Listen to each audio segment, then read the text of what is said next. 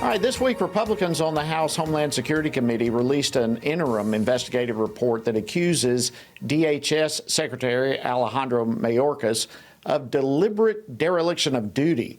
And according to the report, Mayorkas canceled out some effective policies while implementing others that really allowed tremendous ease for illegal individuals to enter into our country. Well, joining me now to discuss this and more is Congressman Matt Rosendale. He serves on the House Committee on Veterans Affairs and the House Committee on Natural Resources. Certainly no stranger to Washington Watch. Congressman from Montana, one of my favorite states, welcome back to the program. Good to be with you again, Jody. Always. Well, thank you so much. All right, let's get into some of this stuff that's coming out against Alejandro Mayorkas. The conclusion that was drawn by the GOP Homeland Security Committee report is that the current border crisis is just a disaster that, quite frankly, could have been avoided. Do you agree with that?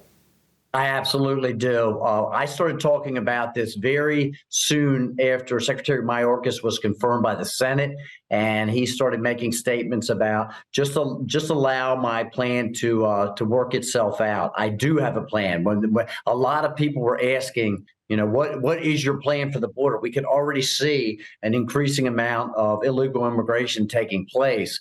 And I spoke very publicly and very vocally that his plan is to allow as many illegals to enter into our country as possible. It is to facilitate the illegal immigration of people into our country. And we've seen not only 5 million illegal immigrants come across the line, Jody, that have had encounters with different types of law enforcement, whether that was Border Patrol or others, but we've seen about 1.5 million come in that haven't had any encounters with legal authorities, which is even scarier because those folks snuck in the dark of night in camouflage.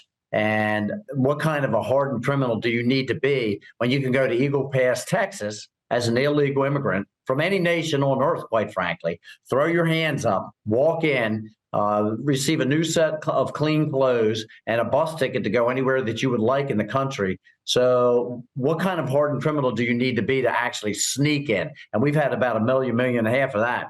And that is why I'm really pleased to see this report has come out and confirmed what basically we knew. And that is that Secretary Mayorkas, this isn't out of negligence. This is out of malice. He has intentionally violated the laws that are on the books now and has incentivized additional illegal immigration to take place.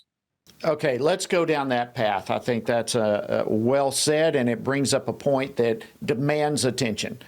Why in the world would Mayorkas and the Biden administration really in cahoots? Why would they do such a thing as this intentionally? So intent is always a really difficult thing to prove and to understand. There's the argument that they're trying to get a bunch of additional voters through the different states that will allow illegals to obtain driver's license, which then leads them down to a path where they're going to be able to get easier to register to vote, even though they are illegals. There's already some cities that allow illegals to vote. And so you've got that argument. And then you have the other argument that I think is just as valid that says the Democrat Party is trying to create a permanent underclass that is dependent upon the government. It used to be many years ago, turn of the century, the turn of the 20th century, 1900, when people were immigrating to our country, that they had to have a sponsor and they were not eligible to receive any of the benefits here in the country. They had to support themselves or have someone who was willing to support them until they could work. That has gone away. We're spending about $150 billion a year on illegal immigrants. And this is a major problem. But if they are dependent upon the government, then they are going to be more likely to either them or their family members who may be here legally and are able to vote to vote for the Democrats. So at the end of the day, it's to support the Democrat Party.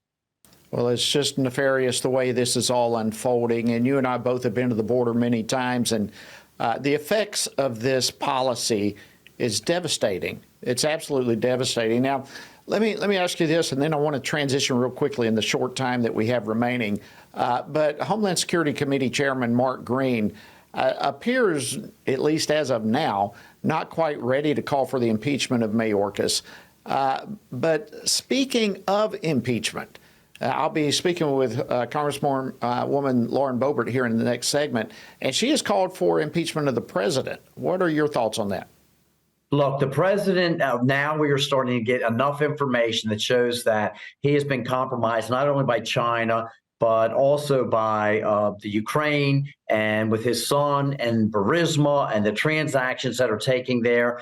There is a lot of evidence that is now coming to the surface that these select committees have brought up that are showing just how compromised the president is. And we have got to look at this impeachment. I'll tell you something, Jody, that is why it's so critically important, though, when we have a discussion about any of these impeachments, whether it's Homeland Security or the president, that we have the right people in the United States Senate, because they not only confirm the justices and the judges across this nation, but they are also the ones that take up the argument about who is going to be removed from office. And when you have individuals that have shown to be supportive of all of the concepts that have undermined our great country, whether it's the ESG movement or the DEI movement, or just supporting conflicts overseas that we shouldn't be involved in, we've got to make sure who we are sending to the United States Senate,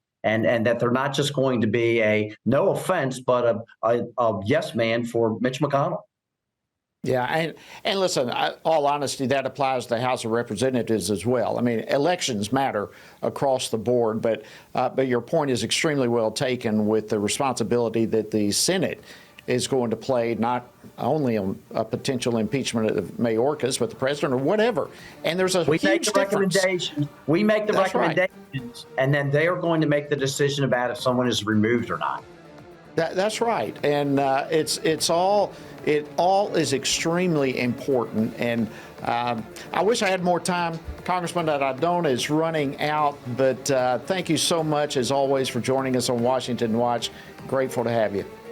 Thank you so much, Jody. God bless you.